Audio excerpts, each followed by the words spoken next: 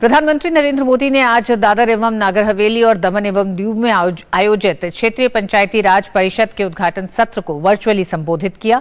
इस कार्यक्रम में भाजपा के राष्ट्रीय अध्यक्ष जेपी नड्डा भी मौजूद रहे। प्रधानमंत्री ने कार्यक्रम को संबोधित करते हुए कहा कि भारत की लोकतांत्रिक संस्थाओं की नींव जितनी मजबूत होगी उतनी ही हम जन समर्थन अधिक से अधिक हासिल करेंगे।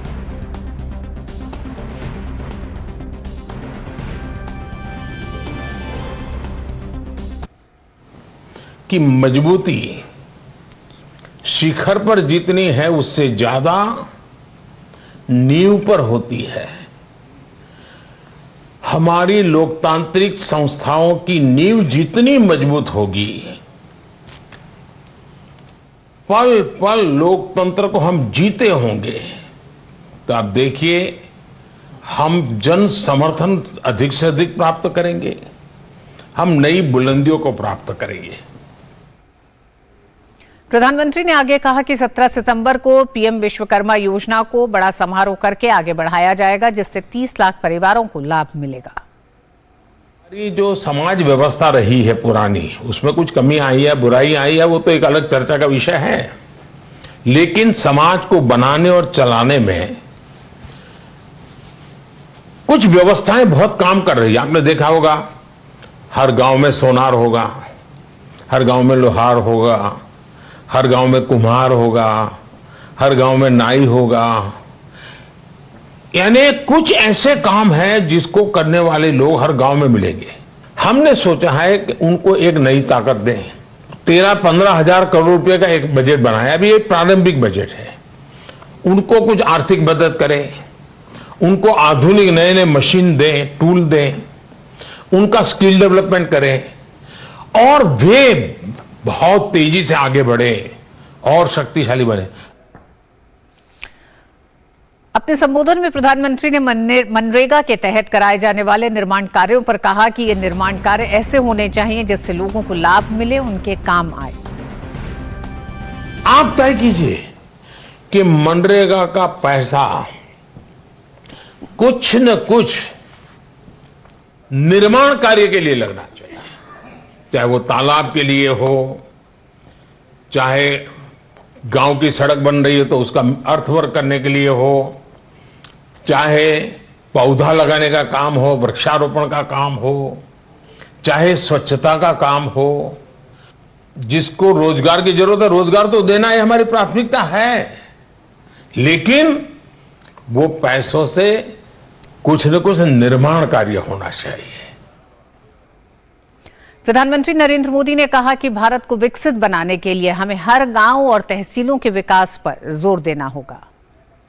विकसित भारत बनने के लिए हर गांव में विकसित गांव बनाने की जोत जलानी है, हर तहसील में विकसित तहसील बनाने की जोत जलानी है, हर जिले को विकसित जिला बनाने की जोत जलानी है। और ऐसी लाखों जोत एक ऐसा प्रकाश पुंज बन जाएंगी, अपना देश 2047 में विकसित भारत बन के रहेगा दोस्तों। और इसके लिए हमने मेहनत करनी है, हमारी अपनी शक्ति भी बढ़ानी है, अपना व्यक्तिगत विकास भी करना है, क्षेत्र का भी विकास करना है। प्रधानमंत्री ने जिला पंचायत के प्रतिनिधियों को संबोधित करते हुए कहा कि अगर हम अपने जिले की एक ऐसी चीज ढूंढें जिसकी अपनी अलग पहचान हो तो जिले को उसका बहुत लाभ मिल सकता है।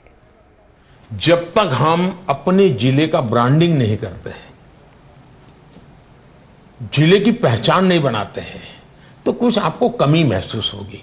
किसी भी चीज के लिए आप बना सकते हैं। मैं समझता हूं कि आप हर एक को प्रयास करके, सबको साथ लेकर के चर्चा करके तय करोगे आपके जिले की एक चीज जिसकी आन बान शान चारों तरफ फैले, वैसी कौन सी ताकत है ढूंढो। ऐसे ही सब चलता है, चलने मत दो, आप देखिए बहुत बड़ा फायदा होगा। और इस खबर पर हमारे साथ जुड़ गए हमारे साथी संवाददाता दमन से शिशिर सेलार। शिशिर, प्रधानमंत्री ने बहुत साफ कहा अपनी तमाम बातों में कि ऐसे ही जो चल रहा है उसे चलने मत दीजिए। हर जिले को ये चिन्हित करना है कि उसके पास क्या खास है। साथ ही ये एक ऐसा मंच था जहां 600 से ज्यादा जिला पंचायत सदस्य एक साथ जुड़े हैं। ऐसे में जब प्रधानमंत्री का ये आह्वान रहा कि अपना व्हाट्सएप ग्रुप बनाएं आप और एक दूसरे जिले से आप ये साझा करें कि आपके जिले में क्या बेहतर कार्य हो रहे हैं, तो क्या चाहे वो 2024 के चुनाव की हम बात करें या तमाम योजनाओं की बात करें, आपसी जिलों के बीच में संपर्क कम है, क्या ये भी देखा जा रहा है? इस मंच से बड़ी बातें वो क्या रही जो आने वाले समय में ग्रामीण भारत के बदलाव के लिए अहम होंगी? बिल्कुल, इस वक्त अगर देखा जाए ऋतु जी, सबसे महत्वपूर्ण बात यह है कि सरकार इस वक्त काफ़ी सशक्त है नंबर्स के हिसाब से, आंकड़ों के हिसाब से। और वैसे ही अगर अब अगर देखा जाए तो पार्टी को सशक्त करना होगा, तो जाहिर सी बात है कार्यकर्ताओं को सशक्त करना होगा और कार्यकर्ताओं को जो है अवेयर करना होगा किस प्रकार से सरकार कार्य कर रही है। तो ये ब्रिज जो है, ये यहाँ पर इस वक्त प्रधानमंत्री ने जो मूल मंत्र दिया, जो संबोधन किया, ये ब्रिज करता है कि कार्यकर्ताओं को किस प्रकार से जोड़ा जाए, जिस प्रकार सरकार कार्य कर रही है। फिर सरकार की अलग अलग विभिन्न योजनाएं हैं, उन योजनाओं को लोगों तक कैसे पहुँचाना है, इस बारे में जो है प्रधानमंत्री ने आज जो जिले के प्रतिनिधि थे उनसे बातचीत की। उन्होंने कहा कि कैसे लोगों से जुड़े। सर्वप्रथम वो कार्यकर्ता है और कार्यकर्ता हमेशा लोगों के साथ होता है, ये मंत्र उन्हें आज दिया। और उन्होंने स्पष्ट कर दिया कि जितनी भी योजनाएं, चाहे मनरेगा की हम बात करें, अमृत सरोवर की हम बात करें, इन जैसी योजनाओं को किस तरह से इफेक्टिव तरीके से जो है जिले में लागू किया जा सके, उसका सीधा फायदा लोगों को पहुंचाया जा सके, इस पर जो है जनप्रतिनिधियों को ध्यान देने की जरूरत है। तो हम ये कह सकते हैं कि कहीं ना कहीं पार्टी केडर को एक्टिवेट करने की कोशिश यहाँ पे प्रधानमंत्री द्वारा भी की गई है। और साथ ही साथ कई ऐसी बातें जो है देश के मुखिया ने सीधे जो है अपने कार्यकर्ताओं से कही है। तो ऐसे में किस प्रकार से ये सभी चीज़ें धरातल पर उतरती है देखना होगा। कुछ कार्यकर्ता इस वक्त दमन जिले के हमारे साथ हैं, उनसे बात करते हैं। खासतौर पर सबसे शुरुआत करेंगे तो महिला कार्यकर्ताओं के, आपके कंधों पे दो जिम्मेदारी है। पहली एक तो जिस प्रकार से लोगों से जुड़ना भी है और दूसरी कि महिलाओं की भागीदारी भी बढ़ानी है। अब जबकि प्रधानमंत्री ने मंत्र दिया, किस प्रकार से कार्य की शुरुआत जो है यहाँ पे होने वाली है? जैसे आज के इस 2 दिवसीय क्षेत्र में महिलाओं की भागीदारी एक अपने आप में उपलब्धि है कि वो कितने एक्टिव है हमारे इस पार्टिसिपेशन के लिए। उन्होंने सारे मंत्र दिए हुए हैं, जैसे बेटी बचाओ के, बेटी पढ़ाओ के, स्टार्टअप्स, वुमेन्स के लिए स्टार्टअप्स के। तो ये सिर्फ शहर के लिए नहीं होते, उन्होंने ये मंत्र दिया है कि गांव की महिलाओं को भी हम प्राथमिकता दें, उनको भी एक इम्पोर्टेंस दें और उनको सामने लाए।